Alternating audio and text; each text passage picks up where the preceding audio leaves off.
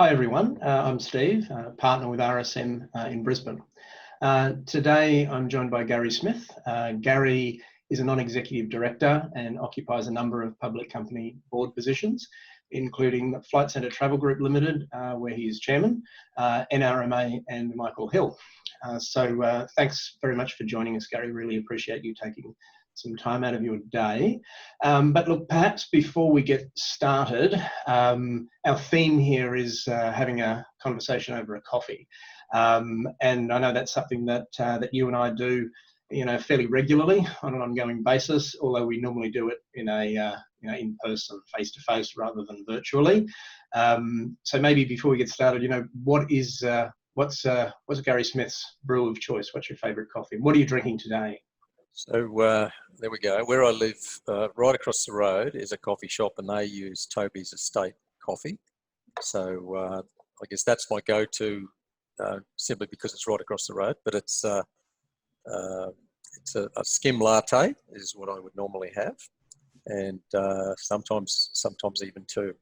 But I would point out, Steve, quite often we don't meet over a coffee. We meet over a glass of wine or a beer, and I'd much prefer that. I look forward to getting back to the days where bars and restaurants are open and we can do that again.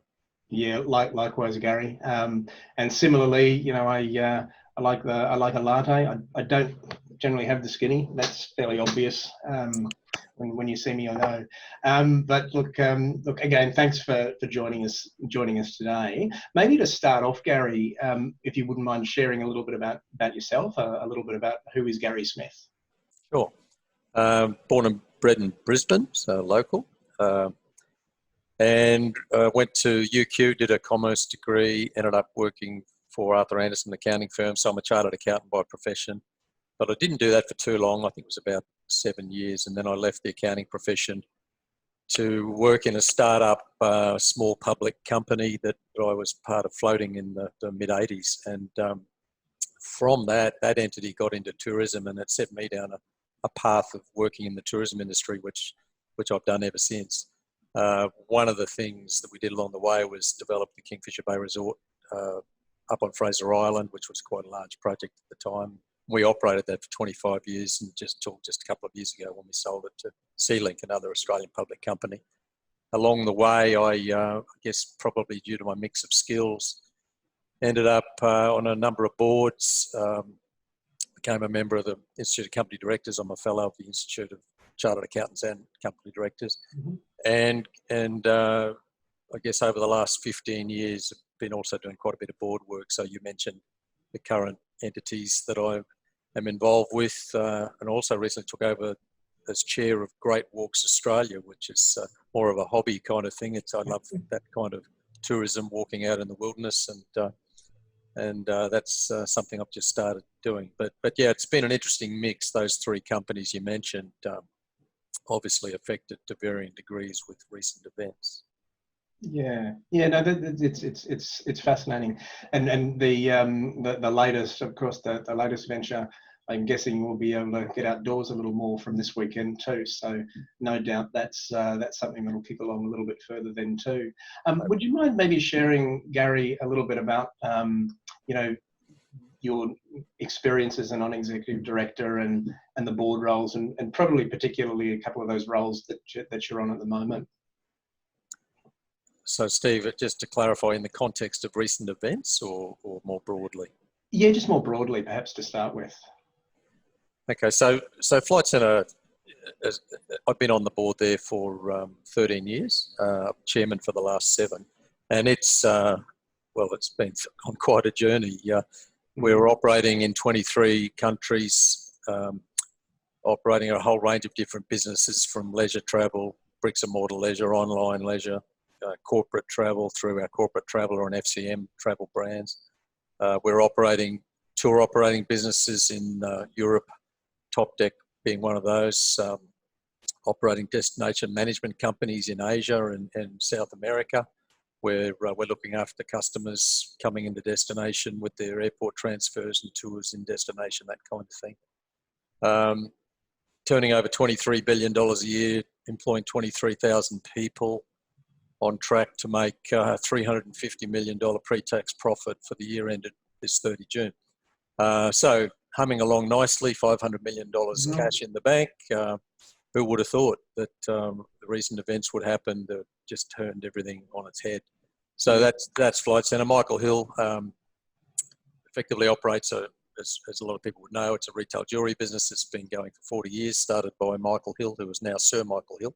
Started in New Zealand. It's now headquartered in Brisbane, with 300 shops in Australia, New Zealand and Canada. And then NRMA, as I think everyone would know, is fundamentally, it's in the business of roadside assist for people in New South Wales, but it's grown over 100 years. It's its 100th birthday this year.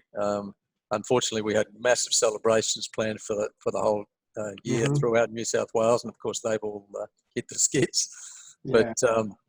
But NRMA, as part of its strategic direction, decided to move away from investing in cash and securities to earn income and to invest in operating businesses in tourism and transport. So it owns businesses like Thrifty Rent-A-Car in Australia and New Zealand. It owns Manly Fast Ferries in Sydney Harbour. It's the largest operator of holiday parks in Australia, with about 50 holiday parks all around the country. So quite a diverse mix of assets there, and with its focus on growth in tourism and transport, I was brought on as an independent director with skills in those segments to try and help them make those profitable growth decisions and to guide them forward. Sure. No, look, thanks, Gary. And you touched on this, well, really, I think across all three of those board roles, but particularly the first one with Flight Centre. But who could have predicted the situation we find ourselves in now just a few months ago or even a few weeks ago? Would you mind sharing with us maybe some of the particular challenges that you've had to deal with as a result of the situation that we found ourselves in? Sure, and it's probably relatively easy for me to do that because they're public companies, so the information's largely in the public domain. Certainly with Flight Centre it is, because we underwent a capital raising and a lot of this information was made public at the time. I mentioned we had 500 million cash in the bank, and we've often been accused of having a lazy balance sheet for having too much cash and not enough debt, but that certainly was a good position to be in when this hit, because we've effectively gone from $23 billion worth of revenue to almost zero in a matter of 6 weeks. We quickly assessed that with our operating costs running at 230 million a month, with no revenue, we were going to be in serious trouble within probably 3 to 4 months if we didn't undertake a capital raising. So we quite urgently went on that journey, and there were lots of twists and turns along the way, but we were able to get that away. We were probably one of the first 10 companies on the ASX to do a capital raising. So we raised 700 million back about 2 or 3 weeks ago. That was all completed, and we're doing a rights issue with existing shareholders, which is wrapping up tomorrow actually. So hopefully we'll get a good response with that, and that's fully underwritten. So we have bolstered our balance sheet and liquidity with 700 million new capital. Just to put it in perspective, the scale of what happened, those shares were issued at $7.20. Back in January, I think our shares were at about $44. So there's been a massive impact on shareholder value by this whole exercise. And of course, being in the space we're in, which is travel, there's no certainty around when we're going to come out of this. So we've effectively put a runway together for 12 to 18 months, depending on how we react along the way, of liquidity to see us to the other side of this.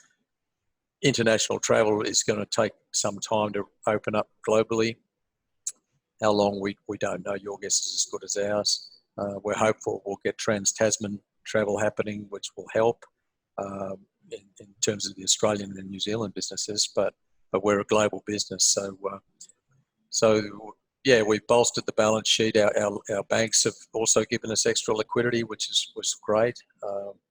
So we're in a good shape to see this through to the other side. And then, of course, off the back of all this, the cost structure of, I mentioned, $230 million a month, we've targeted to bring that back to $65 million a month. So, and we're pretty close to that point.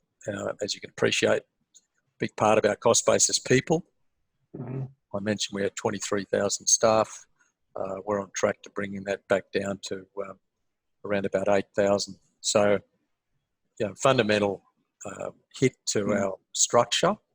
And not all of that's bad. I think there's going to be some good comes out of some of the changes, but a lot of pain along the way, and our people are going to have to work very, very hard to bring the business back in the coming 12 months, 2 years. We think it'll be fundamentally different in a lot of ways, but hopefully it'll come out stronger and leaner and meaner on the other end. Yeah, no, look, it's good to hear you talk about the potential positive things that can come out of these. They say every cloud has a silver lining, and no doubt that the cloud that's hanging above us at the moment is a pretty dark cloud. But I think there is a silver lining. I think that's true. So you touched on a couple of those things, or started to, but do you see what opportunities, if I can ask you, do you see as potentially coming out of the experiences that we're going through? Look, quite a wide range, and this is across all the companies I'm involved with, seeing opportunities. I think not all our competitors will survive this, so there'll be opportunities in the M&A space. We had strategic plans across different parts of our business. I'm talking Flight Centre here. We had plans to, over the next couple of years, reduce our retail store footprint by 2 to 250 shops over a couple of years as leases expired. This has basically accelerated that at a massive rate, where effectively we're doing that over the space of a month. So we've advised the market that we're closing 400 shops globally from our retail network. So, a significant impact there that I think we're taking all the pain in one hit, but hopefully it gets us to where we ultimately want it to be quicker. So, I think if I look at our retail business at Michael Hill is the same, and retail generally as a sector has been heavily hit. There's some fundamental shift in the way consumers perhaps are going to want to buy.